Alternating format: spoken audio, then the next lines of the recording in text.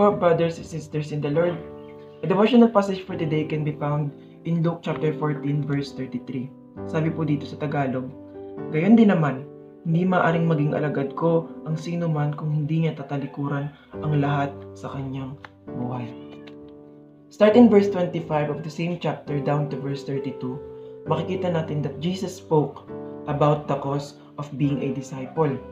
So dito pinapatungkulan or ine-explain ng ating Panginoong Hesus kung ano ba ang required for His disciples. So if we will read the preceding verses, we will notice that those who want to follow Jesus, or let's say His followers to be exact, must love Him more than their own family and even more than their own lives. So this is something na kailangan ng bawat isa na i-consider na willing ba sila or tayong gawin. And dito sa ating main passage, Jesus spoke the one last all-encompassing requirement that we should follow. At ayon ay dapat na willing tayong i-give up kung ano yung pinaka-tinetreasure ng puso natin dito sa mundo or kung ano ang meron tayo.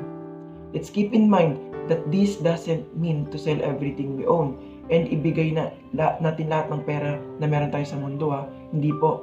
But rather, ang gusto ipahiwatig dito ay we need to release our love of our possessions in our hearts and recognizing that what we own has always belonged to God. So, this is somehow echoes to what Apostle Paul experienced nor testimony in this life that somehow we can emulate or take as an example of. And it can be found in Philippians chapter 3 verse 7 to 8. Sabi po dito, sabi 7, "Ngunit dahil kay Kristo ang mga bagay na pinapahalagan ko noon ay itinuturing kong walang kabuluhan ngayon. Oo, itinuturing kong walang kabuluhan ang lahat ng bagay bilang kapalit ng lalong mahalaga, ang pagkakilala kay Kristo Jesus na aking Panginoon.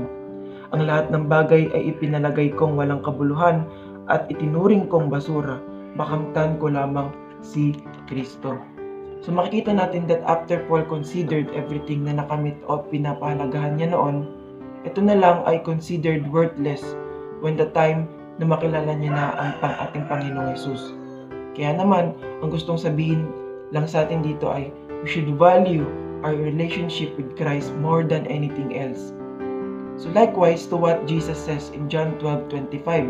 Sabi po doon, 25, "Ang taong nagpapahalaga sa kanyang buhay ay siyang mawawalan nito.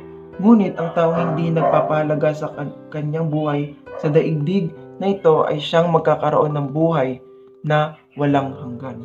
Ang sabi nga, those who want to cling to the world instead of Christ just really shows that they love the world too much to sincerely follow Him.